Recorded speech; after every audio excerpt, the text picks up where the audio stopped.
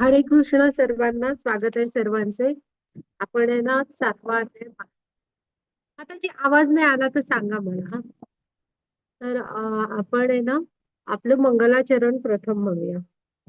ओम अज्ञानतिमिरान्धस्य ज्ञानांजन शलाकया चक्षुरुन्मीलितं येन तस्मै श्री गुरवे नमः. श्री चैतन्य मनोभीष्टं स्थापितं येन भूतले स्वयं रूप कदा मह्यं ददाति स्वपदान्तिकं. वन्देऽहं श्रीगुरु श्रीयुत्पदकमलं श्रीगुरून् वैष्णवांच श्रीरूपं सागरजातं सहगण रघुनाथान्वितं तं सजीवं सादवैतं सावधूतं परिजनसहितं कृष्ण चैतन्यदेवं श्री राधा कृष्ण पदान् सहगण ललिता श्री विशाखान्वितांच. हे कृष्ण करुणा सिंधो दीनबंधो जगतपते गोपेश गोपिका कांत राधाकांत नमोस्तुते. तप्त कांचन गौरांगी राधे वृंदावनेश्वरी वृषभानुसुते देवी प्रणमामि हरिप्रिये. नमा ओम विष्णुपदाय कृष्णपृष्ठाय भूतले श्रीमते भक्ती वेदांत स्वामी इति नामिने. नमस्ते सरस्वते देवी गौरवाणी प्रचारिणे निर्विशेष शून्यवादी पाश्चात्य देशतारिणे. जय श्री कृष्ण चैतन्य प्रभु नित्यानंद श्री अद्वैत गदाधर श्रीवासादि और भक्त वृंद. हरे कृष्णा कृष्ण कृष्ण हरे हरे हरे राम राम राम हरे हरे. हरे कृष्णा कृष्ण कृष्ण हरे हरे हरे राम राम राम हरे हरे. तर स्वागत आहे तुम्हा सर्वांचे. आज आपण 7वा अध्याय पाहणार ज्याचं नाव आहे भक्तियोग. हा. आणि आधी आपण आपल्या राधा गोविंदांना प्रणाम करूया, त्यांचे आशीर्वाद घेऊया. प्रभुपद स्वामींना प्रणाम करू, त्यांचे आशीर्वाद घेऊया. आमच्या नामानिष्ठ दास प्रभूजींना प्रणाम करते. पुन्हा अन्वया माताजी ज्यांनी मला गीता शिकवली त्यांना प्रणाम करते. आणि आमच्या मराठीच्या पूर्ण टीम आणि आमच्या ग्रुप हेड पूजा माताजी त्यांना प्रणाम करते. आणि तुम्ही पण इथे सगळे वेळेत येता, तुम्हाला पण सर्वांना सादर प्रणाम. आता ना आपण कालचा अध्याय हा ध्यान योग होता. पाहिला ना सगळ्यांनी की अर्जुनाला ध्यान योग खूप वाटत होतं की वनात जावं. अर्जुन तर तो कसा आहे, अष्टांग योग आहे. 8ही अंगाने तुम्ही कृष्णांशी जोडलं गेलं पाहिजे. आणि मग जेव्हा तो प्रत्यक्षात ऐकला तेव्हा अर्जुनाने काय सांगितलं, की नाही कृष्णा, मी माझ्या वाऱ्याला कंट्रोलमध्ये करू शकतो, नियंत्रणात आणू शकतो, पण मी मनाला नाही ताब्यात ठेवू शकत. मग कृष्ण काय म्हणाले, जे अशक्य आहे मी ते तुला का सांगेन. हा योग तू करू शकतोस, पण त्यासाठी सराव आणि वैराग्य हवं तुमच्यामध्ये. हा. तुमच्या इंद्रियांवर कंट्रोल हवा. मग त्याच्यानंतर अर्जुन विचारतो की अयशस्वी योगींचं काय होतं.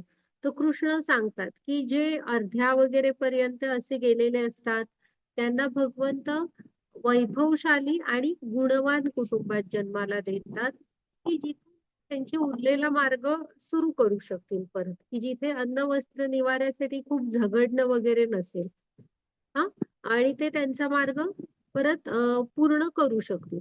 आणि जे अगदी शेवटपर्यंत जाऊन काहीतरी प्रकारे त्या मार्गातनं सुटतात, अशांना भगवंत सरळ वैष्णव कुटुंबात जन्माला देतात, की जिथे ते अगदी आईच्या गर्भात असल्यापासून भक्तीशी जोडलेले असतात.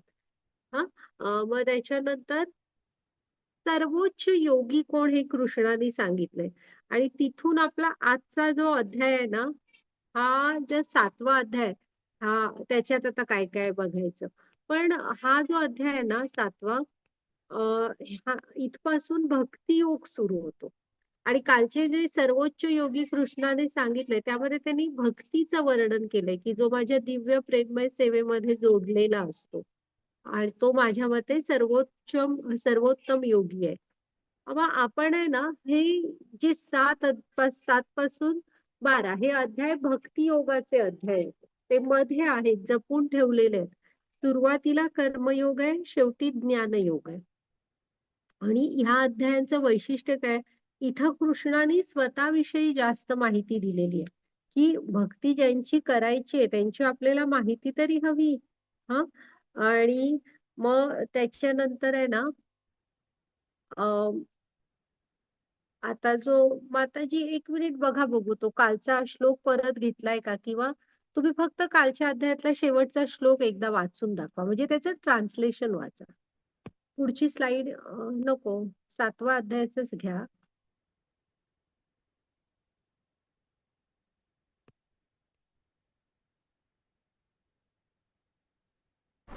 श्लोक वाचायचा आहे का माताजी? मागच्या त्याचं अध्यायात. हे वाचा फक्त ट्रान्सलेशन, कालच्या अध्यायातलं ते सर्वोत्तम योगी. मला शोधावं लागेल, जरा 2 मिनिटं द्या मग. हा, म्हणजे 6व्या अध्यायाचा शेवटचा श्लोक वाचा तुम्ही. हो हो, 2 मिनिटं, कारण की स्लाईड ओपन सहा करावं पॉईंट लागेल. सत्तेचाळीस हो हो. पुस्तक नाहीये का तुमच्याकडे? पुस्तक नाही घेतलं मी. हा बरं, ठीक आहे ठीक आहे, असू दे. तुम्ही 7व्या अध्यायाचा सारांश घ्या तोपर्यंत, मी बघते. 1 मिनिट, हा मी तुम्हाला ते वाचून दाखवते, म्हणजे त्याशिवाय आपलं सुरू नाही होईल.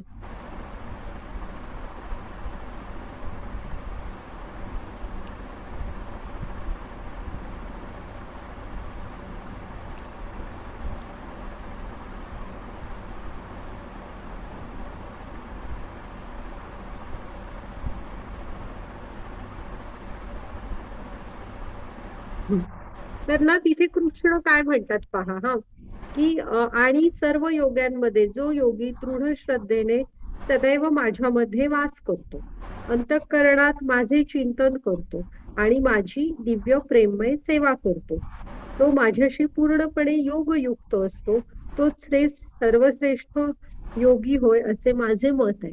हा, मग हे वर्णन कशाचं आहे? हे भक्तीचं वर्णन आहे. भगवंतांच्या दिव्य प्रेममय सेवेमध्ये युक्त असतो वगैरे. मग आता अर्जुनाला ध्यान योग तर काय फारसा आवडलेला नाहीये. मग भगवंतांना ना अर्जुनाच्या चेहऱ्यावर असे ते हे दिसत आहेत भाव, की सर्वश्रेष्ठ योगी जर का भगवंत ह्यांना म्हणतायत, मग हे भगवंतांची दिव्य प्रेममय सेवा भक्ती करायची म्हणजे काय करायचं? म्हणजे असतं बघा की एखादे एक शिक्षक, जे चांगले शिक्षक असतात वगैरे, त्यांना अनुभवी त्यांना मुलांच्या चेहऱ्यावरचे भाव कळतात. की एखादं गणित समजा सांगत असतील, तर कसं होतं, हे नाही झालं म्हणजे मुलांना नाही कळलं, तर मुलं तोंडाने नाही सांगत की सर आम्हाला परत एकदा समजावून सांगा, पण त्यांना त्यांच्या चेहऱ्यावरचे भाव दिसत असतात, त्यामुळे ते परत एकदा सांगतात. तसं इथे अर्जुनाला कृष्णांना जाणवतं की ह्याला भक्ती योगाविषयी अजून माहिती हवी आहे, म्हणून भगवंत भक्ती योगाविषयी आता इथून पुढे सांगणार. हे जे मधले 6 अध्याय आहेत हे भक्ती योगाचे अध्याय आहेत. हा, आणि ह्या अध्यायाचं नाव काय आहे? ज्ञान विज्ञान योग. ऍक्च्युली माताजी ह्याचा हे आहे का बघा, मागे चार्ट ह्या अध्यायामध्ये काय काय आहे ते, एकदा मागची स्लाइड बघा. नाही, मागची, मागे पहिली पहिली, हे खूप पुढे जातोय आपण. ओके, नाही आहे, ठीक आहे. ज्ञान विज्ञान योग ते नाव लिहिलंय त्याच्यावर घ्या फक्त जरा, तिथे महाविष्णू आहेत ते दाखवायचे. हा अध्यायाचं नाव काय आहे? ज्ञान विज्ञान योग. आणि हे जे तुम्हाला दिसतायत ना, हे समोर महाविष्णू आहेत. हा, त्यांना कारणोदकशाही विष्णू पण म्हणतात, एवढंच लक्षात ठेवा. आणि आता आपण पुढे जाऊया, त्यांच्या शरीरातून ब्रह्मांड बाहेर आलेली आहेत बघा ती. हा, आता माताजी घ्या त्या पहिला आणि तो श्लोक पण वाचा, ती स्लाइड वगैरे. कृष्ण माताजी वाचा. भगवान वाच मय्यासक्तमनः पार्थ योगं युञ्जान्मदाश्रयः असंशयं समग्रं मां यथा ज्ञास्यसि तच्छृणु. हरे कृष्ण. हरे कृष्ण. श्री भगवान म्हणाले, हे पार्थ, माझ्या भावनेने पूर्णपणे युक्त होत योगा अभ्यास करून तसेच माझ्यावर मन आसक्त करून तू मला पूर्णपणे निसंदेह कसा जाणू शकशील ते आता ऐक. हरे कृष्ण. इथे कृष्ण काय म्हणतायत बघा, तत्शृणु, ऐक म्हणतायत. भक्तीची जी सुरुवात असते ना, ही ऐकण्याने होत असते. आपण पण कसं ऐकायला पाहिजे, कानात प्राण आणून ऐकलं ना तसं ऐकायला पाहिजे. हा, तत्शृणु म्हणतात, ऐक, तू लक्ष देऊन ऐक आता. आणि अर्जुन पण तसाच ऐकतोय, लक्ष देऊन ऐकतोय. आणि ते काय सांगतायत की तू माझ्या भावनेने पूर्णपणे कसा युक्त होऊ शकतोस. हा, म्हणजे भगवंतांनी सांगितलंय ना, मतपरायण व्हायचंय. म्हणजे भगवंतांना मतपरायण आपण कृष्णांमध्ये एवढं रमून कसं जायचंय ते ह्या अध्यायात ते सांगणार आहेत. मग आपण आता जप करतो तो पण बघा, तोंडाने करतो कानाने ऐकतो, तोंडाने करतो कानाने ऐकतो, तर तो ना लक्ष देऊन केलेला जप चांगल्या क्वालिटीचा होतो. माळा किती केल्या ह्याच्याकडे तुम्ही सुरुवातीला लक्ष देऊ नका. हा, आणि अवश्य जप करायचा प्रयत्न करा. 1 करा, 2 करा, पण तुम्ही करायला सुरू करा. आणि तोंडाने म्हणायचा, कानाने ऐकायचा. आणि आपला मंत्र कुठला आहे? हरे कृष्ण कृष्ण कृष्ण हरे हरे, हरे राम राम राम हरे हरे. पण यातलं हरे कोण आहे? हरा म्हणजे राधा. हा, हरा हे राधेचं एक नाव आहे, भगवंतांची अंतरंगा शक्ती. ओके. मग जे संस्कृतमध्ये संबोधताना ते हराचं हरे होतं. ओके. तुम्ही राधेच्या चरणांचा आश्रय घेतल्याशिवाय कृष्णांची कृपा आपल्याला प्राप्त होत नाही. हा, कारण कृष्णांचं मन आहे ना ते राधेकडे. मग जेव्हा आपण राधेला हाक मारतो आणि तिला तेव्हा ती आपल्याला असं समजा की ओ देते. काय ती म्हणते काय, तर आपण तिला सांगतो की आम्हाला भगवंतांची भक्ती दे. बाकी काय नको, आम्हाला कृष्णांची भक्ती मिळू दे. असं. म्हणजे इथे हरा म्हणजे हरे, राधाला आपण प्रणाम आदर सगळं देतो आणि राधेची कृपा मागतोय की आपल्याला कृष्णांची भक्ती द्या. कृष्ण म्हणजे काय सांगा? कृष्ण या शब्दाचा अर्थच आहे सर्वाकर्षक. हा, की ते तुमचं एकदा कृष्णांमध्ये तुमचं मन रमलं ना की बाकी कशात रमू शकत नाही. कारण ते आहेतच सर्वाकर्षक. आणि जेव्हा आपण कृष्णांचं नाम घेत असतो ना, भक्तीमध्ये जोडतो, तेव्हा काय माहिती किती ना किती जन्मांपासून साठलेलं हे जे कर्मफलांचं ओझं आहे ना, ते सगळं, ते पण आपली ही जी पापं असतात ते पण भगवंत आकर्षून घेतात सगळं आणि आपल्याला शुद्ध करत जातात. हा, मग राम काय आहे? हरे कृष्ण झालं, हरे राम. मग राम हे आपले प्रभू श्री रामचंद्र आहे. हा, ओके. आणि मग आचार्यांनी अजून पण हे केलेले, आणि इथे कृष्ण आणि राम हेच 2 नावं का घेतलेली आहेत? तर ह्याच 2 अवतारांमध्ये भगवंतांनी मनुष्य जन्म घेऊन मनुष्यांप्रमाणे राहून आपल्याला शिकवलेलं आहे की एक मनुष्याचं कर्तव्य काय असतं. राम आपल्याला शिकवतात की तुम्ही मनुष्य म्हणून कसं वागायला हवं, काय करायला हवं. आणि तुम्ही तसं नाही केलात तर काय परिणाम होणार हे कृष्णाने सांगितलेले आहे. म्हणजे ह्या 2 अवतारांमध्ये त्यांनी मनुष्यांसाठी खूप काही शिकवलेलं आहे. बाकी काय अवतारांमध्ये काय होतं, आता नरसिंह, वराह ह्या अवतारांमध्ये ते फक्त प्रकट होतात, त्यांचं काम करतात आणि अगदी लगेच त्यांच्या धामात जातात. म्हणून इथे राम आणि कृष्ण. आणि मग परत काही आचार्यांनी सांगितलेलं आहे की राम म्हणजे हे बलराम असं पण घेऊ शकता तुम्ही. का माहित आहे? कारण कृष्णावतारात बलराम, राम अवतारात लक्ष्मण, असं बलराम कृष्णांना कधीच सोडून जात नाहीत आणि ते गुरुतच आहे. म्हणून मग असे हे खूप वेगवेगळे आचार्यांनी मीमांसा केलेल्या आहेत. पण लक्षात ठेवा, हरा म्हणजे राधा, कृष्ण म्हणजे आपले कृष्ण आणि राम म्हणजे प्रभू श्री रामचंद्र, जे आनंदाचे उगम आहे. राम या शब्दाचा अर्थच काय आहे की आनंदाचा उगम, की त्यांनी मनुष्यांना शिकवून दिलेलं आहे की तुम्ही जीवन कसं जगायला हवं. ओके. तर हा आपला अर्थ आहे की ह्याचा जप करतो म्हणजे काय, तर आपण राधेकडे मुख्य म्हणजे हे करत असतो प्रार्थना की आम्हाला कृष्णांची भक्ती दे. बस एवढंच. हा, बाकी काही नको. आणि आपण त्यांची एक प्रकारे सेवा म्हणून हे नाम घेत असतो.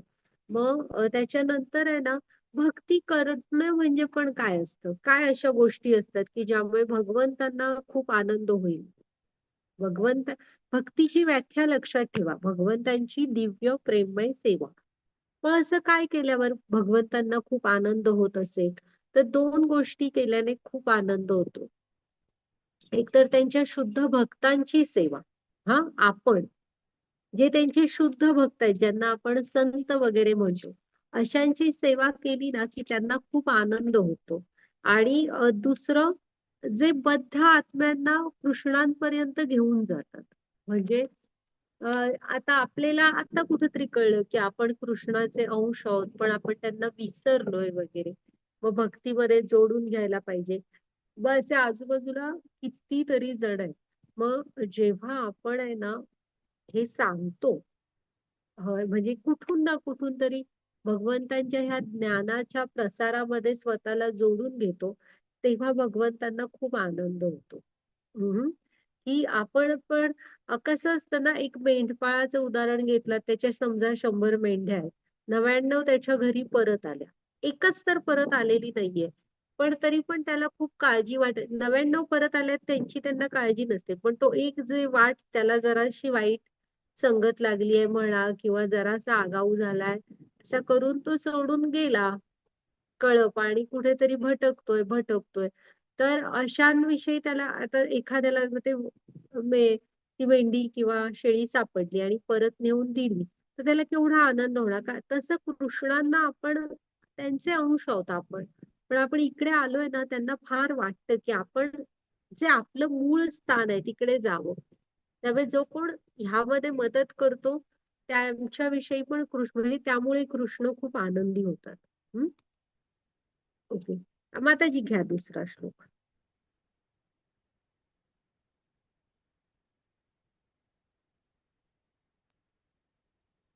वाच. हरे कृष्ण. प्रत्यक्ष ज्ञान आणि दिव्य ज्ञान हे दोन्ही प्रकारचे ज्ञान मी तुला पूर्णपणे सांगेन. हे जाणल्यावर तुला आणखी काही जाणवायचं शिल्लक राहणार नाही. हरे कृष्ण. आता काय सांगतायत बघा कृष्ण, की ते दोन्ही प्रकारचे ज्ञान देणार आहेत. आणि कसं देणार आहेत बघा. ह्या अध्यायाचं नाव काय, ज्ञान विज्ञान योग. मग ज्ञान हे जे आपण सगळी मिळवतो, त्याचं विज्ञान कधी बनतं, जेव्हा तुम्ही ते जीवनात उतरवता, ऍप्लिकेशन करता, व्यवहारात उतरवता, तेव्हा त्याला म्हणायचं विज्ञान झालं. हा. आणि गीता हे तुम्ही प्रत्यक्ष अनुस्करण करायचं, म्हणजे गीता जीवनात उतरवायचं ज्ञान आहे. हा. आणि समजा म्हणजे तुम्ही एखादी डिग्री घेतली, पण तुम्ही डॉक्टर झाला, पण प्रॅक्टिसच नाही केली, तर ते विज्ञान नाही झालं, तुम्ही फक्त ज्ञान मिळवून थांबलात. तर हे विज्ञान आहे. हा योग, हाचा अध्याय तुम्हाला कृष्णांशी कसं जोडलं जायचं हे सांगतो. चराचरामध्ये बाबा मला कृष्णांचं स्वतःच स्मरण व्हायसाठी मी काय करू, असं हे सगळेच भक्ती योगाचे अध्याय आपल्याला शिकवतात ते. हम्म. आणि कसं म्हणतायत बघा ते, की हे ज्ञान घेतल्यावर ना, म्हणजे गीतेचं, की तुला आणि जाणावयाचं काही शिल्लक राहणार नाही. आता खूपशे शिक्षक असतात किंवा त्या त्या क्षेत्रातले एक्सपर्ट असतात. ते आपल्याला ज्ञान देतात आणि सांगतात काय, की हे माझ्या जवळचं पूर्ण ज्ञान तुला दिलं. पण असं म्हणतात का, की ह्याच्यानंतर तुला जाणावयाचं काही शिल्लक राहणार नाही? तसं कोण काय म्हणत नाही कधी. पण इथे भगवंत पूर्ण आहेत.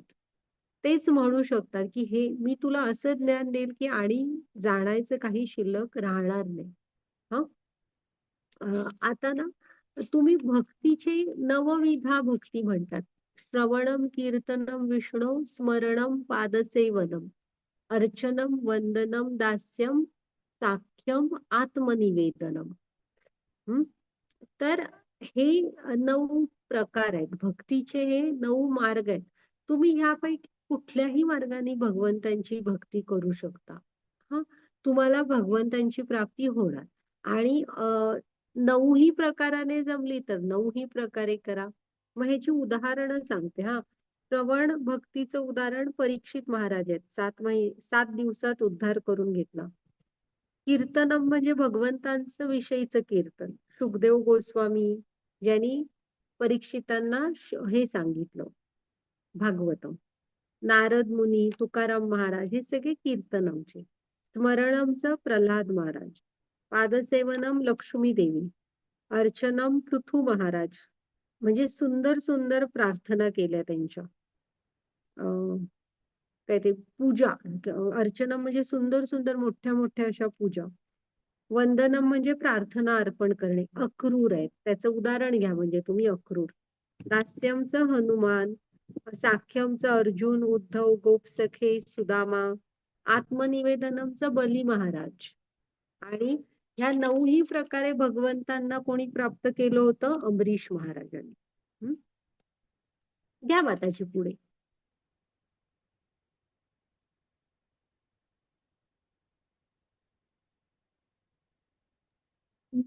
मनुष्याणां सहस्रेषु कश्चिद्यतति सिद्धये यततामपि सिद्धानां कश्चिन्मां वेत्ति तत्त्वतः. हरे कृष्ण. हरे कृष्ण. सहस्रावधी मनुष्यांपैकी एखादा सिद्धी प्राप्त करण्याचा प्रयत्न करतो आणि सिद्धी प्राप्त करणाऱ्या त्या मनुष्यांपैकी एखादाच मला तत्वतः जाणतो. हरे कृष्ण. आता ना इथे भक्ती सुदुर्लभ आहे. म्हणजे वाटते आपल्याला मी जप केलं म्हणजे भक्ती झाली का? पण तो जप करायला उठून बसण्यासाठी पण असं तुम्ही सांगून स्वतःला सांगा किंवा आजूबाजूच्यांना आता तुम्हाला भक्ती कळली आहे थोडीफार म्हणून हा क्लासची लिंक जॉईन करायला सांगा किंवा काय. ती उठून पटकन करतीलच ह्याचा काही भरोसा नाही, कारण भक्ती ही दुर्लभ आहे. त्यासाठी ना तुमच्या पूर्वजांची तुमच्यावर कृपा असावी लागते. राधा, कृष्ण, गुरु ह्यांची आपल्यावर कृपा असावी लागते.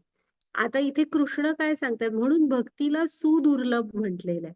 इथं ना एक एक म्हणजे धरा की सहस्रावधी मनुष्यांपैकी एखादा कृष्णाला प्राप्त करायचा प्रयत्न करतो. आणि मुळात तुम्ही आजूबाजूला बघा की जगाची लोकसंख्या किती आहे, त्यातल्या किती जणांना कृष्णांविषयी, भक्तीविषयी माहिती आहे. आणि त्यातले मग माहिती असणाऱ्यातले किती जण भगवंतांच्या भक्ती सेवेमध्ये जोडलेले आहेत. हा, तर सहस्रावधी असे जे असतात की जे भगवंतांना प्राप्त करण्याचा प्रयत्न करतात, अशा सहस्रावधी मनुष्यांपैकी म्हणजे म्हणजे एखादा आधी मुख्य म्हणजे प्राप्त करायचा प्रयत्न करतो. पण असे धरा तुम्ही 100 वगैरे 1000, त्यातल्या पण एखाद्यालाच भगवंतांना तत्वतः जाणायला जमतं. एवढी भक्ती दुर्लभ. त्यांनी ते मॅरेथॉनचे उदाहरण दिलंय बघा की मॅरेथॉन सुरू होताना खूप जण असतात पण पूर्ण करणारे खूप कमी जण असतात. हा, घ्या माताजी पुढे. भूमिरापो नलो वायुः खम्मनो बुद्धिरेव च अहंकार इति यं मे भिन्ना प्रकृतिरष्टधा. हरे कृष्ण. हरे कृष्ण. पृथ्वी, पाणी, अग्नी, वायू, आकाश, मन, बुद्धी आणि अहंकार या 8 माझ्या भिन्न प्राकृतिक शक्ती आहेत. हरे कृष्ण.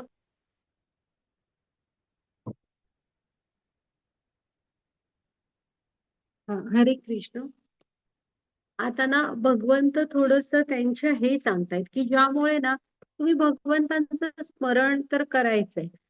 मग आता ह्या त्यांच्या ज्या भिन्न शक्ती सांगतायत की ज्याला बघितल्यामुळे ना तुम्हाला ह्या भगवंतांच्या शक्ती आहेत अशी आठवण येत राहील भगवंतांची. हा, आता काय काय सांगतायत बघा.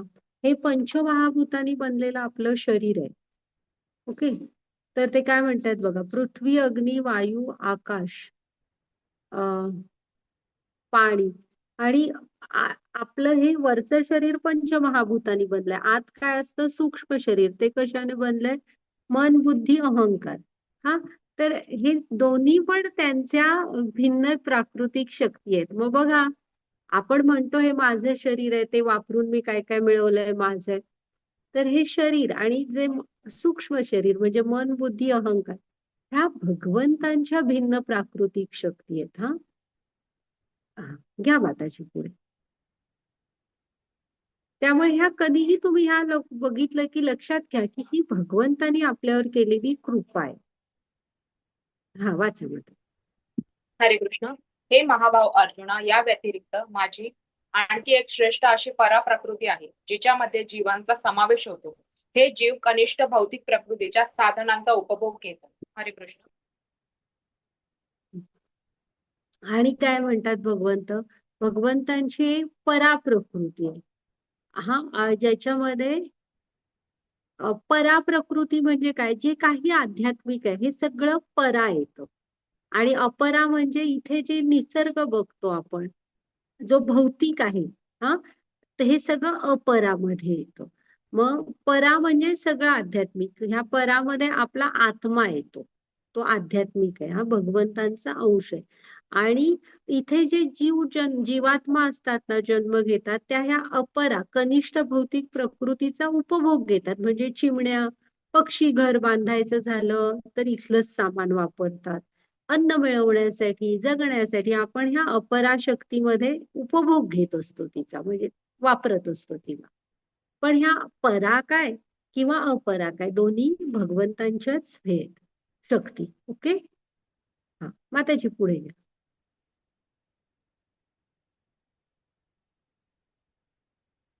हरे कृष्ण. सर्वोत्कृष्ट प्राणी मात्राचा उगम या दोन शक्तींमध्ये होतो. या जगतामध्ये जे काही भौतिक आणि आध्यात्मिक आहे यांचा उत्पत्ती करता आणि प्रलय करता ही मीच आहे, हे निश्चितपणे जाण. हरे कृष्ण. मग सर्व सगळ्याचा उगम एकतर परा म्हणजे जे आध्यात्मिक आहे ते परा, भगवंतांची पराशक्ती, त्याच्या योग माया म्हणतात तिला, त्याच्यामध्ये तरी होणार. नाहीतर मग अपराशक्ती, जी महामाया. हा, तर ह्या म्हणजे पण जे काय आहे या दोघांमध्येच होणार. पण भगवंत काय सांगतायत? ह्या दोन्ही शक्ती ह्या भगवंतांच्या उपासून आलेल्या आहेत. त्यांचा उगम कुणापासून आहे? भगवंतांचा. त्यामुळे त्यांचा कंट्रोल पण कुणाकडे आहे? भगवंतांकडे. त्यामुळे उत्पत्ती करता, प्रलय करता हे सगळं भगवंतांच्या मर्जीप्रमाणे होत असतं. भौतिक असू दे नाही तर आध्यात्मिक असू दे. हा हा घ्या माताजी पुढे.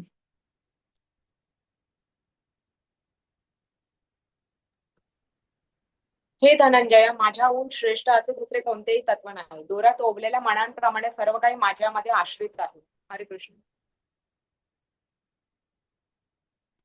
आता ना भगवंत तुम्ही म्हणाल की हे सगळं तर भगवंत म्हणतात माझ्यापासून आलंय, दिसत का नाही? तर मोत्याची माळ असते बघा. त्याच्यामधले मोतीच आपल्याला दिसतात, आतला दोरा आपल्याला दिसत नाही. पण ह्याचा अर्थ ते नाहीये का तो दोरा नसला तर तुम्ही बघा, दोरा कट करा, मोती जमिनीवर असे खळखळ पडणार सगळे. हा, हे इतकं व्यवस्थित हे ग्रह त्यांच्या कक्षांमध्ये फिरतायत, सगळं जिथलं सूर्य वेळेत एकतात, मावळतात, चंद्राचं आहे, हे सगळा निसर्ग हा जिथल्या तिथे व्यवस्थित सुरू आहे. तर कोणीतरी त्यांना धारण केलंय ना. आपण आकाशात एक फुटबॉल नाही तर एक कलिंगड वगैरे उडवून बघा, किती वेळा तरंगत ठेवता तुम्ही. तर भगवंतानी ह्या सगळ्याला धारण केलेलं आहे. कसं? मोत्याच्या मण्यातल्या दोऱ्याप्रमाणे. त्यामुळे आपल्याला भगवंत दिसत नसले तरी ते नाहीये तसं नाहीये. आणि मुख्य म्हणजे ना कुंती महाराणीची शिकवण म्हणून प्रभुपादांचं एक पुस्तक आहे, ते तुम्ही सगळ्यांनी वाचायचा प्रयत्न करा. म्हणजे जसं हे त्याच्यामध्ये ना कुंती मातेचा एक श्लोक आहे, त्यात त्या म्हणतात की इथं ना चराचरामध्ये तुम्हाला भगवंत दिसू शकतात, पण आपल्यामध्ये आणि त्यांच्यामध्ये एक पडदा आहे, मायेचा पडदा. तो जर का ज्ञानाच्या दृष्टीने बाजूला केला तर तुम्हाला इथे चराचरामध्ये भगवंत दिसणार. तो ज्ञानाची जी दृष्टी आहे ना, ती आपल्याला शास्त्रांच्या अभ्यासाने येणार, गुरूंच्या मार्गदर्शनाखाली. हा, आपलं आपण वाचलात तरी हे समजणार नाही. तुम्ही एका गुरु शिष्य प्रणालीतनं हे जर का जाणून घेतलं तर चराचरामध्ये भगवंत जाणवू शकणार. माताजी घ्या पुढे.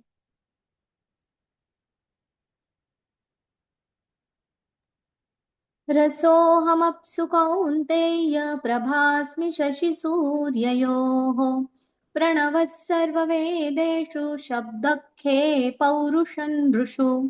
हरे कृष्ण. हरे कृष्ण. हे काउंतेया, पाण्यामधील रस मी आहे. चंद्र आणि सूर्याचा प्रकाश मी आहे. वैदिक मंत्रामधील ओंकार मी आहे. आकाशातील शब्द मी आणि मनुष्यामधील सामर्थ्य मी आहे. हरे कृष्ण. आता ना भगवंत सांगतायत पाण्याची चव म्हणजे काय? पाण्याला आपल्याला एक पिलं की बघा एक तृप्तता मिळते. ते जे आहे ना तो पाण्यातला रस तो भगवंत आहेत. किंवा आपण वाटाणे वगैरे कच्चे तांदूळ खात नाही, त्याला पाण्यात भिजवतो, शिजवतो भाज्यांना वगैरे, तर त्यांना पाण्यात काहीतरी मिळतं ना. तर तो जो पाण्यातला जीवन रस आहे ना तो भगवंत आहे. हा, चंद्र सूर्याचा प्रकाश त्याच्याशिवाय इथे काय अन्न पिकूच नाही शकत. तर तो भगवंत आहे. वैदिक मंत्रातील ओमकार, ज्याने प्रत्येक वैदिक मंत्राचा सुरुवात असते. ओम हा भगवंतांचा ध्वनी प्रतिनिधी आहे, तो भगवंत आहे. हा, आणि आकाशातील शब्द म्हणजे इथे ऍक्च्युली आकाश हे तत्व जे आहे ना ते, की जे सगळीकडे आहे, निर्वात असं काय नाही. कुठे ना निर्वात म्हंटलो तरी ती गॅप तरी ती आहे ना कुठेतरी. म्हणजे इथे ते आता ऍडव्हान्स फिजिक्स मधले स्टडीज आहेत त्याच्यात पण हे केलेलं. आपण म्हणतो ती निर्वात पोकळी, पण तिथे म्हणजे आता भागवतम मध्ये म्हटलेलं आहे बघा. म्हणजे तुम्हाला कळणार की दोन अणूंमध्ये जी हे असणार जागा असेल तर किती असणार, तिथे सुद्धा चेतना रूपाने भगवंत असतात. हा, तसं की इथे सगळीकडे ते सामावलेले आहे. आकाश सगळीकडे, तो जो अंतराळ आहे ना सगळीकडे त्या रूपात भगवंत आहेत. मनुष्यांमधील सामर्थ्य मी आहे, आपल्यामधली जीवन शक्ती जी आहे ती भगवंत आहे. घ्या माताजी पुढे, वाचा माताजी. कशामुळे? पाण्यातील चव, चंद्र सूर्याचा प्रकाश, वाचा. हो.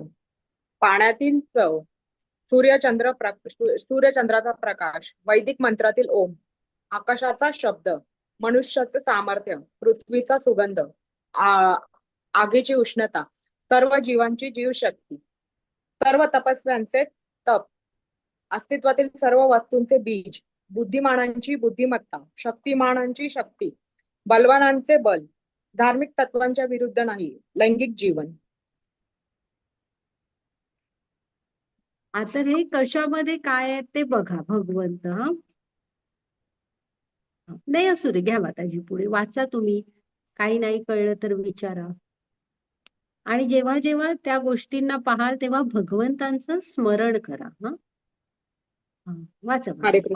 हो, दोन्ही वाचू ना माताजी? हा, वाचा. हरे कृष्ण. सात्विक, राजसिक आणि तामसिक हे सर्व भाव माझ्या शक्तीनेच अभिव्यक्त होतात. एका दृष्टीने मी सर्व काही आहे, परंतु मी स्वतंत्र आहे. मी प्राकृतिक गुणांच्या अधीन नाही, उलट तेच माझ्या अधीन आहेत. 7.13. त्रिगुणांनी म्हणजे सात्विक, राजसिक आणि तामसिक मोहित झाल्यामुळे संपूर्ण जगत त्रिगुणातीत आणि अविनाशी आहे. माझे स्वरूप जाणीत नाही. हरे कृष्ण.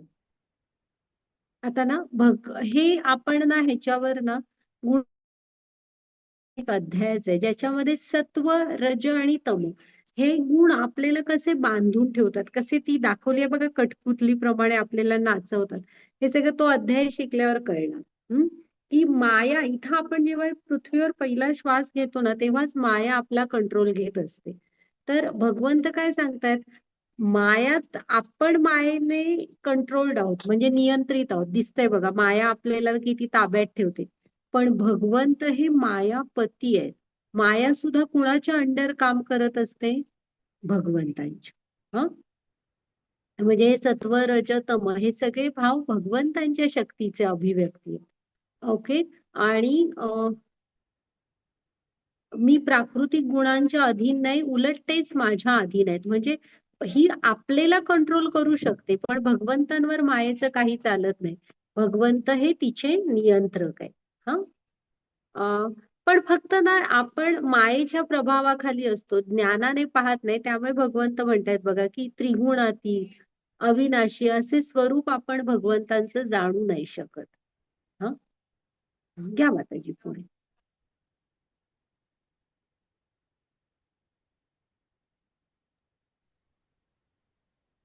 दैवी ह्येषा गुणमयी मम माया दुरत्यया मामेव ये प्रपद्यन्ते मायामेता तरन्ति ते. हरे कृष्ण. हरे कृष्ण. 3 प्राकृतिक गुणांनी युक्त असलेली माझी दैवी मायाशक्ती ही अतिशय दुस्तर आहे, परंतु जे मला शरण आले आहेत ते मायेला सहजपणे तरुण पलीकडे जातात. हरे कृष्ण. आता ही जी माया आहे ना, आपण बघितली ना कशी कठपुतल्यांप्रमाणे नाचवते. भगवंत काय म्हणतात बघा, की ही माया जी आहे ना, ही भगवंतांचीच शक्ती आहे, पण ही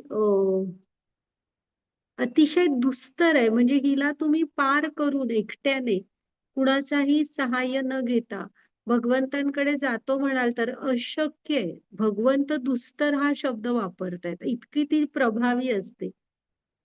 म्हणून याला ना भवसागर म्हणतात. हे काय आहे? भवसागर आहे. आता तुम्ही म्हणाल मी कुठे समुद्रात आहे, मी तर जमिनीवर आहे, मी खुर्चीत बसलोय. नाही, हा भवसागर आहे. इथं सुख दुःखांच्या सतत लाटा उठत असतात. इथं स्थिर काही हे नाहीये, इथे सतत बदलत असतं. हे भौतिक जगत हे बदलत, म्हणजे इथलं बाह्य हे ऋतूंप्रमाणे म्हणा किंवा काय, सतत परिस्थिती बदलत असते. का तर तो भवसागर आहे, इथे सुखदुःखांच्या लाटा उठणार. आता तुम्ही विचार करा, तुम्ही एक उत्कृष्ट तैराक, उत्कृष्ट पोहणारे आहात, पण भर समुद्रात कुणाच्याही मदतीशिवाय किती दिवस त्या समुद्रात तग धरून शकाल? आणि तो समुद्र एकट्याने किती पार कराल? तसं आहे हा. पण त्यामुळे ही माया बाहेर पडणं ह्यातनं खूप अवघड आहे. हा.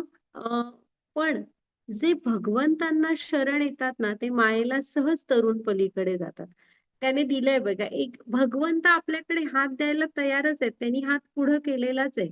एकदा जर का आपण भगवंतांच्या हातात हात दिला ना, तर ही माया आपल्यावर अजिबात प्रभाव टाकत नाही आणि आपण हा भवसागर अगदी सहज पार करू शकतो. त्यासाठी गरज आहे भगवंतांना शरण जाण्याची, त्यांच्या हातात हात देण्याची. हा. आणि आपण हरे कृष्ण असं म्हणतो ना, ते आपण सांगत असतो की भगवंता आम्हाला तुमच्या हातात हात द्यायचा आहे. हा, असं असतं, म्हणून हात वर करून म्हणतो. माताजी घ्या पुढे. नाही तर भगवंतांच्या संगतीशिवाय, सोबतीशिवाय ही माया पार करणं सोपं नाही, म्हणजे अशक्य आहे जवळ. हा, वाचा माता.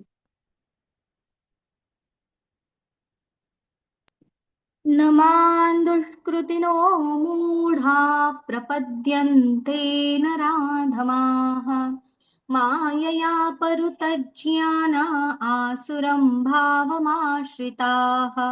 हरे कृष्ण. हरे कृष्ण. जे अत्यंत मूर्ख आणि दृष्ट आहेत, नराधम आहेत, ज्यांचे ज्ञान मायेमुळे नष्ट झाले आहे आणि जे असुरांची नास्तिक प्रवृत्ती धारण करतात, ते मला शरण येत नाही. हरे कृष्ण.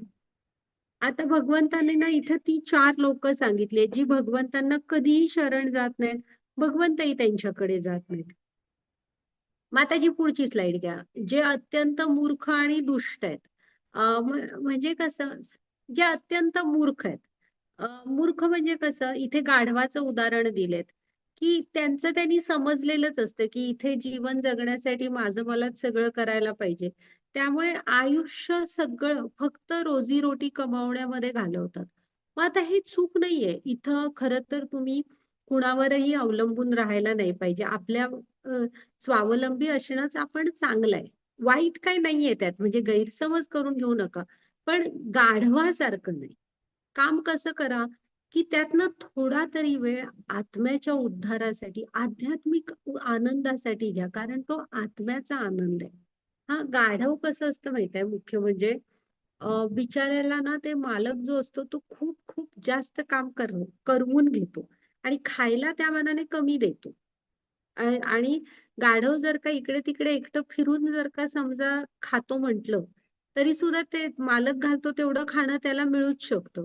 पण त्याला बिचाऱ्याला वाटत असतं की नाही, मला एवढं काम करायलाच पाहिजे, त्याशिवाय मला खाणं मिळणारच नाही. म्हणून इथे गाढवाचं उदाहरण दिलंय की अवश्य इथे अन्न वस्त्र निवारा, इथल्या भौतिक गरजा, तुमची कर्तव्य सगळं करा. पण कुठेतरी मनुष्य जीवनाचं खरं ध्येय काय आहे? भगवंतांशी आपल्याला जोडून घ्यायचंय. तर त्याच्यासाठी आध्यात्मिक उन्नतीसाठी थोडा तरी वेळ काढा. त्यामुळे मग नाही तर जे असे अत्यंत मूर्ख आहेत ते कृष्णांकडे जात नाही. हा जे नराधम आहेत म्हणजे ना अ, ज्यांचं ज्यांचं ठरवलेलंच आहे की ज्यांनी दुसऱ्यांना त्रास देणं, ज्याने म्हणजे म्हणतात ना मारणं, दादागिरी करणं, त्यांना पैसे दुसऱ्याचे लुटणं वगैरे अशी वाईट कामांमध्येच ह्याला म्हणायचं नराधम, की जे दुसऱ्यांना त्रास विनाकारण देत असतात. अशी लोक भगवंतांकडे जात नाहीत, भगवंत पण त्यांच्याकडे पाहत नाहीत. मग ज्यांचं ज्ञान मायेने हिरावून घेतलंय, मग जे जरा सायंटिस्ट वगैरे किंवा जी अशी विचित्र गोष्टी, भगवंत दिसत नाहीत तर आम्ही मानणार नाही, आहेत तर दाखवा. आता ते काय रिकामे आहेत का? त्यांना तेवढंच काम आहे तुम्हाला दाखवत फिरायचं, ते नाही दिसणार. ते त्यांच्या भक्तांसाठी येतच असतात. पण तो एक अहंकार वाढलेला असतो, आम्ही मानणारच नाही, अशा टाईप की ज्यांचं ज्ञान मायेने हिरावून घेतलंय. आणि आसुरी, आसूर म्हणजे रावण वगैरे होते की ज्यांना ह्याच्यावर म्हणजे प्रकृतीला कंट्रोलमध्ये करायचं होतं. इथं मी म्हणेन तेच होणार, मी इथला राजा आहे, असं. मग हे आसुरी भाव म्हणतात. ओके. तर ह्या 4 लोकांकडे कृष्ण जात नाहीत आणि ती पण कृष्णांकडे येत नाहीत, भगवंत पण त्यांच्याकडे जात नाही. आता कोण जातं ते बघूया. माताजी घ्या प्रतिसाद.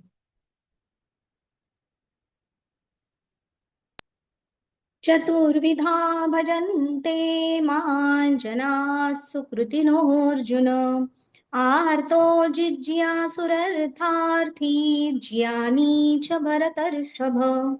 हरे कृष्ण. हरे कृष्ण. हे भरतश्रेष्ठ अर्जुना, 4 प्रकारचे पुण्यात्मे माझी भक्ती करीत असतात. आर्त, अर्थार्थी, जिज्ञासू आणि ज्ञानी. हरे कृष्ण.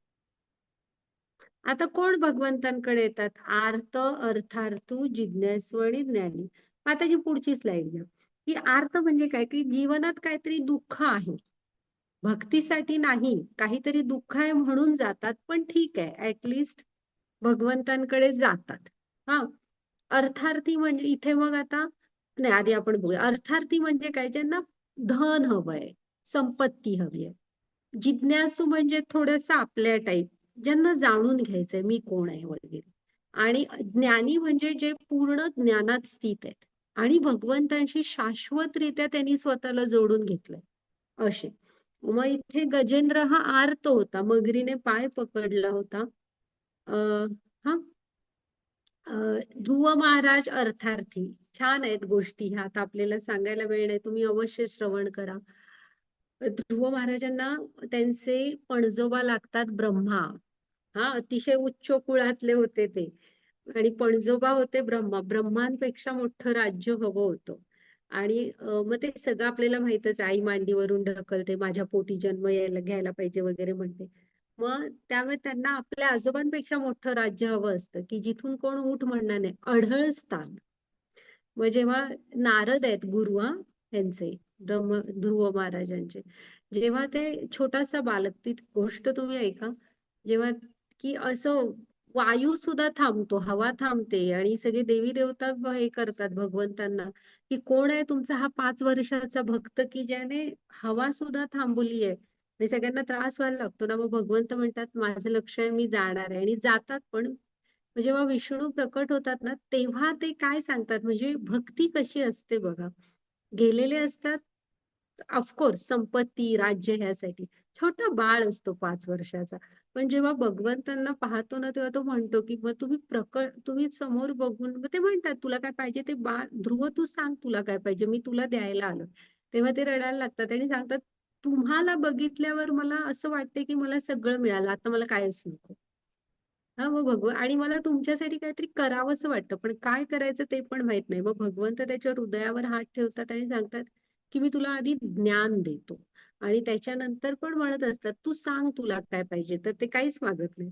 मग म्हणतात अढळ स्थान हवंय ना, मग ते ध्रुव लोक दिलेला आहे, जो पोल स्टार म्हणतो बघा, की कितीही प्रलय वगैरे आले तरी तो अढळ आहे. हा, ते ध्रुवलोक तिथल्या तिथेच राहणार, नेहमी सगळ्यांना उत्तर दिशा दाखवतो.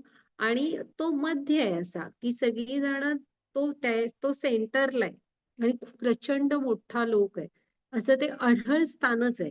हा, अढळ स्थान देतात. मग द्रौपदी दुःखी होती, आर्त. शुकदेव महाराजांचा जन्म. इथे ना व्यासदेव शुकदेव महाराज आईच्या गर्भात 16 वर्ष राहिले, बाहेरच येत नसतात. मग व्यासदेव प्रार्थना करतात कृष्णांना की आईला त्रास होतोय, तुम्ही या बालकाला जन्म घ्यायला सांगा. मग कृष्ण त्याला जन्म घ्यायला सांगतात. असे ती आर्त होत्या. मग इथे वरती इथे शुकदेव गोस्वामी आणि परीक्षित, ऍक्च्युली परीक्षित जिज्ञासू आहेत आणि शुकदेव गोस्वामी ज्ञानी. पण तुम्ही परीक्षित ज्ञानी नव्हते असं पण समजू नका. इथं जिज्ञासू पण धराच त्यांना, पण ते ज्ञानात पण स्थित होते. ऑलरेडी त्यांना ज्ञान भक्ती होतीच, पण इथे जिज्ञासू पण घ्या.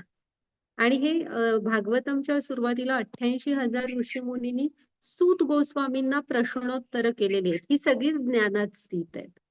ओके, माताजी घ्या पुढे. तर ही 4 लोक भगवंतांकडे जातात. आता यातलं भगवंतांना कोण आवडतं पहा. हरे कृष्ण.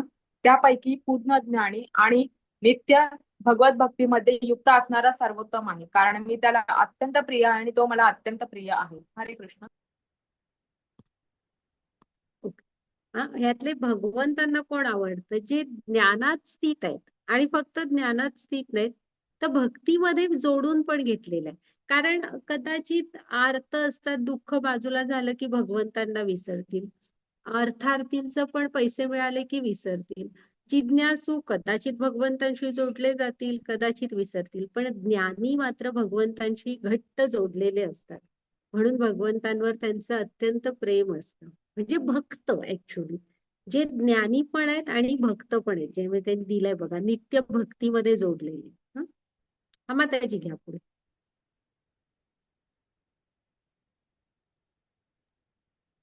बहूनां जन्मनामन्ते ज्ञानवान् मा प्रपद्यते वासुदेवः सर्वमिति स महात्मा सुदुर्लभः. हरे कृष्ण. अनेकानेक जन्म आणि मृत्यूनंतर वास्तविक ज्ञान प्राप्त झालेला मनुष्य मी वासुदेव श्रीकृष्ण म्हणजे अस्तित्वातील सर्व गोष्टींच्या कारणांचे परमकारण असल्याचे जाणून मला शरण येतो, असा महात्मा अत्यंत दुर्लभ असतो. हरे कृष्ण. आता ना कृष्ण काय सांगतात, ही ना मुळात भक्तीमध्ये तुम्ही कधी घाई नका करू. हा पायी हळूहळू चाला, मुखाने हरी नाम बोला. भक्तीमध्ये कुठेही पोचायची घाई करू नका. ते कृष्ण आपल्या हाताला धरून घेऊन जातील, तिकडे जातील. ह्या प्रवासाचा आनंद घ्या.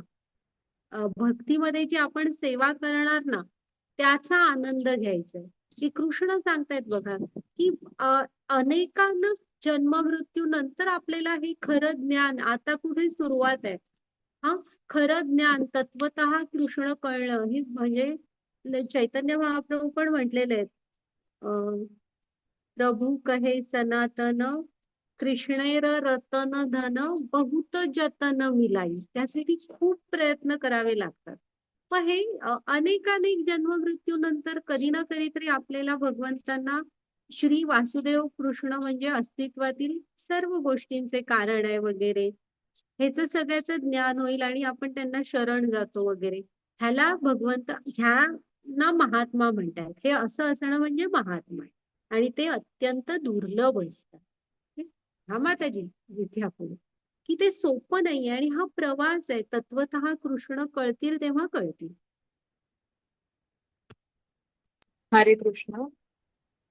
ज्यांचे ज्ञान भौतिक कामनांनी हिरावलेले आहे, ते अन्य देव देवतांना शरण जात आणि आपल्या स्वभावानुसार आराधनेच्या विशिष्ट विधिविधानांचे पालन करतात. 7.21. मी परमात्मा रूपाने प्रत्येकाच्या हृदयात स्थित आहे. जेव्हा मनुष्य विशिष्ट देवतेची उपासना करण्याची इच्छा करतो, तेव्हा त्या विशिष्ट देवतेवर मी त्याची श्रद्धा दृढपणे स्थिर करतो, जेणेकरून तो त्या देवतेची उपासना करण्यात स्वतःला समर्पित करू शकतो. हरे कृष्ण. इथे भगवंत काय सांगतायत पहा की आता ज्यांना सगळ्यांना कुठे भक्तीचं ज्ञान आहे. मग भौतिक कामना असतातच त्या सगळ्यांना, असं काही नाहीये असं नाही, सगळ्यांना असतात. मग आपण देवी देवतांना शरण जातो. मग भगवंत काय म्हणतात की मी तुम्हाला तेव्हा सांगितलेलं बघा, लक्षात ठेवा की झाडाचं मूळ भगवंत आहेत, ह्या देवी देवता फांद्या वगैरे. मग ह्यांना ज्या शक्ती आहेत त्या कृष्णानेच दिलेल्या आहेत, किंवा सीईओ भगवंत आहेत आणि हे देवी देवता म्हणजे मॅनेजर्स आहेत. मग ह्यांच्याकडच्या ज्या शक्ती आहेत ह्या भगवंतानीच दिलेल्या आहेत. मग जरी आपण भगवंतांकडे नाही गेलो तरी वळसा घालून का होईना देवी देवतांकडे तरी झालो, तर भगवंत त्यांना ती शक्ती देतात की आपल्या इच्छा ते पूर्ण करतील, की ज्यामुळे आपण थोडं तरी असं म्हणजे देवी एखाद्या चांगल्या मार्गावर राहू आणि ह्या जन्मात नाही तरी कुठल्या तरी जन्मात का होईना भगवंतांकडे जाऊ शकू. म्हणजे इथं लक्षात काय घ्यायचंय, देवी देवतांकडे ही जी ताकद आहे ही कृष्णानीच दिलेली आहे. हा हा घ्या माताजी पुढे.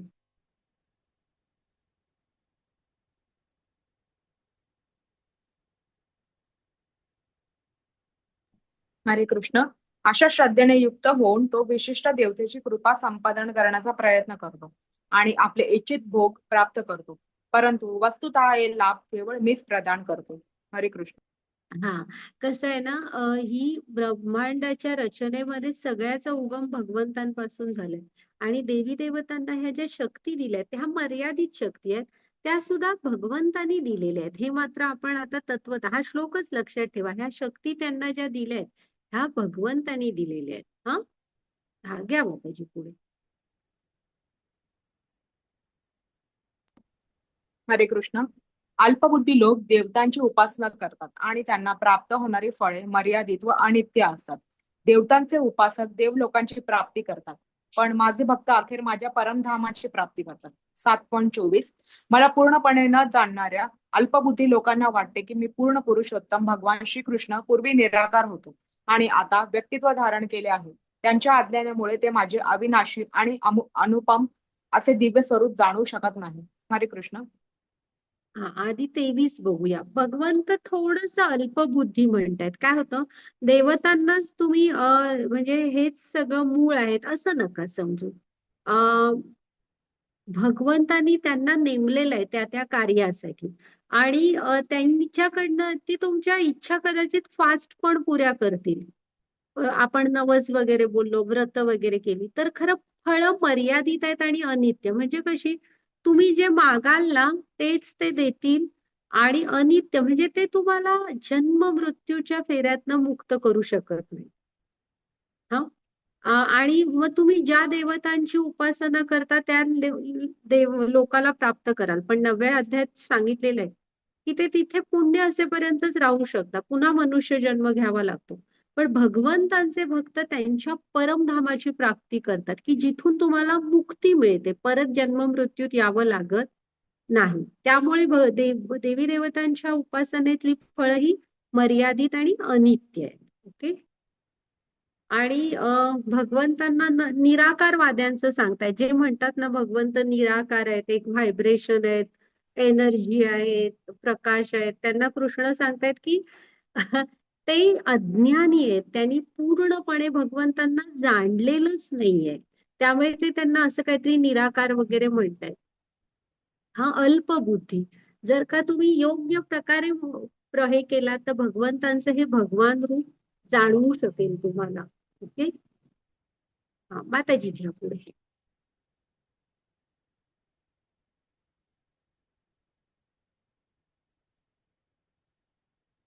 हरे कृष्ण. मूढ आणि अज्ञानी लोकांना मी कधीही प्रकट होत नाही. माझ्या अंतरंगा शक्तीद्वारे मी त्यांना अप्रकट राहतो आणि म्हणून मी अजन्म आणि अच्युत असल्याचे ते जाणू शकत नाही. 7.26. अर्जुन, मी पूर्ण पुरुषोत्तम भगवान भूतकाळात घडलेले सर्व काही, घडत असणारे सर्व आणि भविष्यकाळात घडणारे सर्व काही जाणतो. मी सर्व जीवांना जाणतो, परंतु कोणीही मला जाणत नाही. हरे कृष्ण. हे बघा हा, भगवंत ना मूळ आणि अज्ञानी लोकांना कधीही प्रकट होत नाहीत. मी तुम्हाला काल परवाच म्हंटल होतं बघा की कृष्णांवर ना आपण कसली सक्ती नाही करत की मी तुमच्या एवढं जप केलंय, मी तुमची एवढी भक्ती केली, तुम्ही मला प्रकट व्हा माझ्या समोर, मला बघायचंय. नाही, हा भगवंत ठरवतात की ते प्रकट होणार की नाही किंवा ते किती आपल्याला ज्ञान देणार. कृष्ण हे स्वतंत्र आहेत, आपण त्यांना बांधू नाही शकत. हा त्यामुळे ना, आणि जे मग भक्तांविषयी प्रकट होतील पण जे मूढ आणि अज्ञानी आहेत अशांकडे कृष्ण येतच नाहीत. आणि ते कितीही ओरडले मग आहात तर आम्हाला का दिसत नाही, नाही दिसणार. ते मूढ आणि अज्ञानी लोकांसमोर कधी प्रकट होतच नाहीत. हा आणि त्यामुळे ती लोक पण भगवंतांना जाणू नाही शकत. जे आणि भगवंत कसे आहेत बघा, त्रिकालदर्शी आहेत, जे भूतकाळ, भविष्य, वर्तमान सारं काही जाणतात. मी सर्व जीवांना जाणतो, परंतु कोणीही मला जाणीत नाही. म्हणजे भगवंतांना पूर्णपणे जाणणं तर अशक्य गोष्ट आहे. हा, इथे आपला तुम्ही कितीही अहंकार करत बसलात तरी भक्ती हा एकमेव मार्ग आहे थोडाफार कृष्णांना जाणून घ्यायचा. नाहीतर ते भगवंत आपल्या समोर प्रकट नाही होणार. हा, माताजी घ्या पुढे.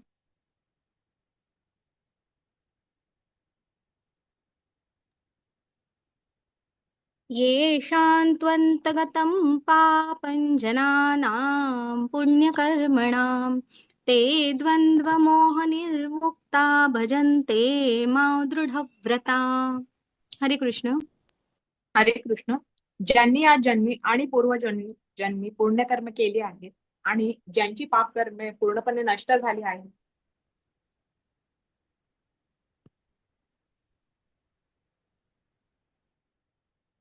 झालं का वाचून? मला ऐकू नाही. आई मध्ये त्यांची लिंक गेली वाटतं. हरे ज्यांनी या जन्मी आणि पुनर्जन्मी पुण्यकर्मे केली आहेत आणि ज्यांची पापकर्मे पूर्णपणे नष्ट झाली आहेत, ते द्वंद्वरूपी मोहातून मुक्त होतात आणि दृढ निष्ठेने माझ्या सेवेमध्ये युक्त होतात. हरे कृष्ण.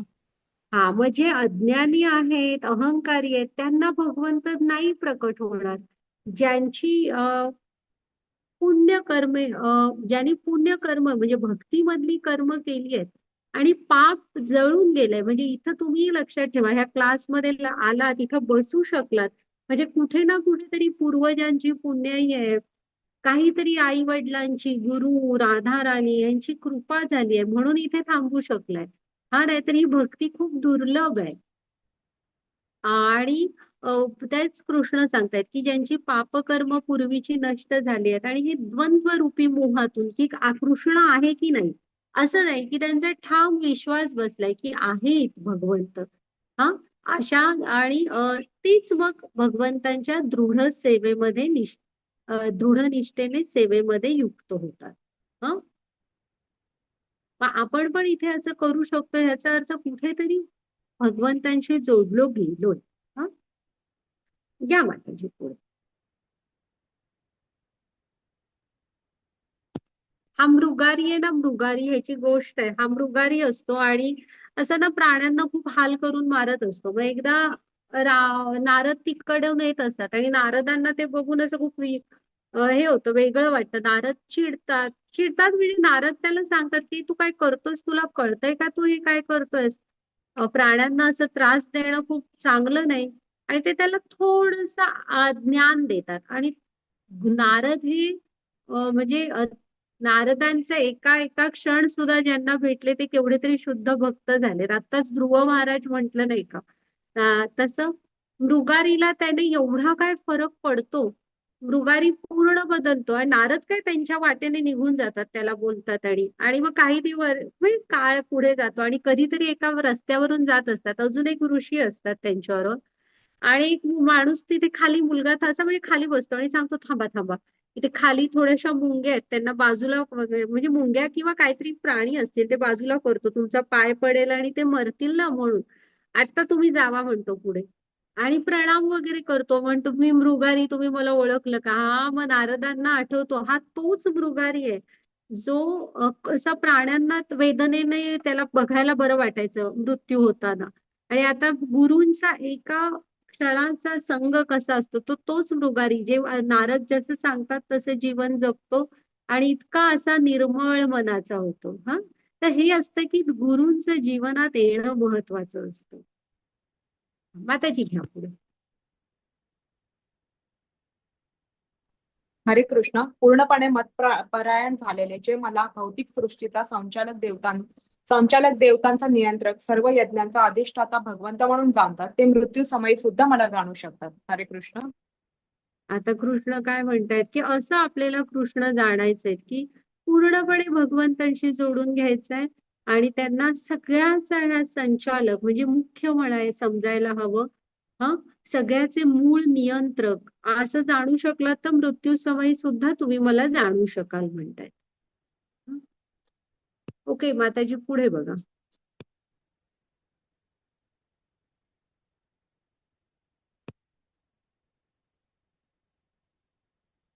हा ओके, झालाय आपला आजचा अध्याय.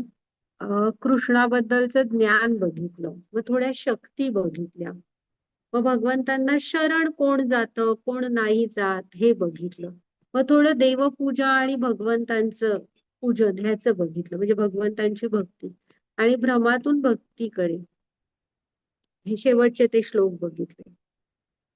माताजी, रेकॉर्डिंग स्टॉप करा, झाला आपला इथे अध्याय. तुम्हाला काय विचार? हरे कृष्ण.